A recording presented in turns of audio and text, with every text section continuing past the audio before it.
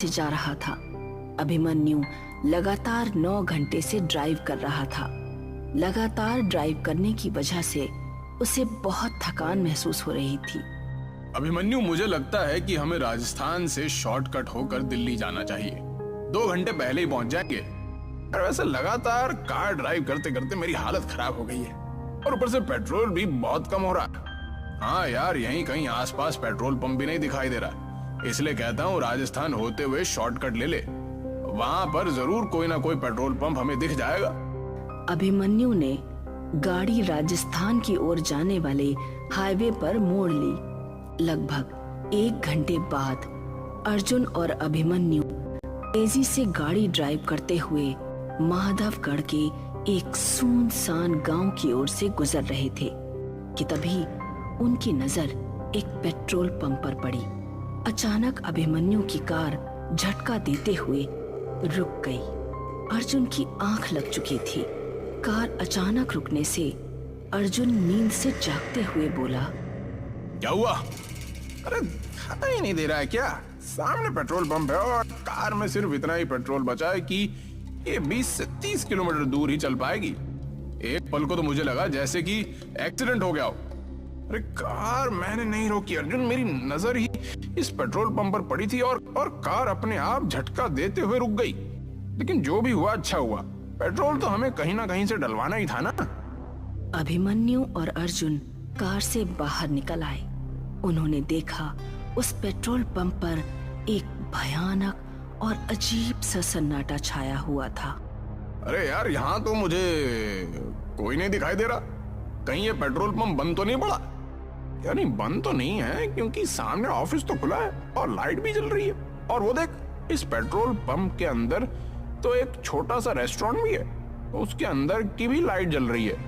मगर मुझे लगता है कि उस रेस्टोरेंट के अंदर भी कोई मौजूद नहीं। अरे तो इसमें टेंशन वाली क्या बात है? अपने हाथों से पेट्रोल डाल लेंगे। इतनी रात में कौन देखेगा हमें? क्या पेट्रोल पंप के कर्मचारी ने हमें देख लिया तो वो हमें चोर समझेंगे? पेट्रोल पंप के आसपास इंसान तो क्या, एक चूहे का बच्चा भी नजर नहीं आ रहा।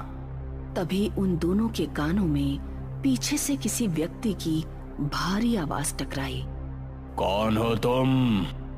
उस आवाज को सुनकर वो दोनों चौंक कर पीछे की ओर देखने लगे। उन दोनों के सामने अजीब से चेहरे वाला एक व्यक्ति खड़ा हुआ था।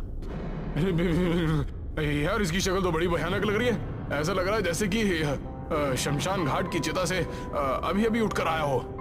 हाँ यार, बोल तो बिल्कुल सही रहा है। मैं खुद पहली नजर में इसकी शक्ल देखकर डर गया था। लेकिन हमें क्या, हमें सिर्फ पेट्रोल डलवाना है और यहाँ से निकलना है। इतना बोलकर अभिमन्यु उस कर्मचारी से बोला, अभी कुछ सेकंड पहले आप कहाँ पर थे? हमें तो आसपास कोई नहीं दिखा था। अपने काम से काम रखो साहब। कहो, किस काम से आए हो? अरे पेट्रोल भरवाना है, टैंक फुल कर दो। अभिमन्यु के कहने पर वो पेट्रोल पंप का कर्मचारी पेट्रोल डालने लगा। तभी अर्जुन की नजर उस पेट्रोल पंप की जमीन पर पड़ी। अर्जुन बुरी तरह से डर गया।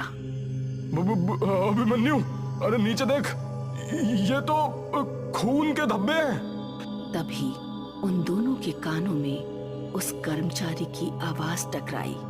टैंक फुल हो गया साहब, अब आप लोग जा सकते हैं। वो कर्मचारी देखते ही देखते उन दोनों की आंखों के सामने से गायब हो गया।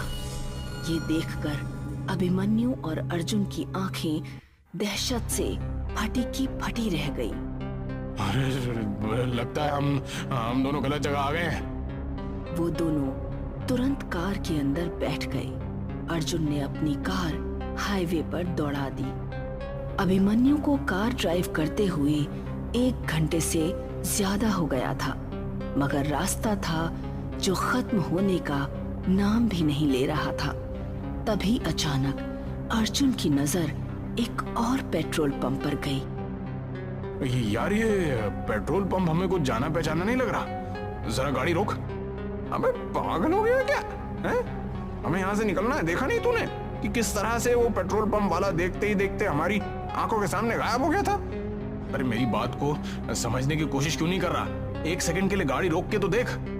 अर्जुन की बात सुनकर अभिमन्यु ने अपनी कार रोक दी। वो वही पेट्रोल पंप था जिस पेट्रोल पंप से वो लोग भागे थे। आंखें फाड़े उस पेट्रोल पंप को देखे जा रहे थे कि तभी उनके कानों में उसी कर्मचारी की आवाज टकराई।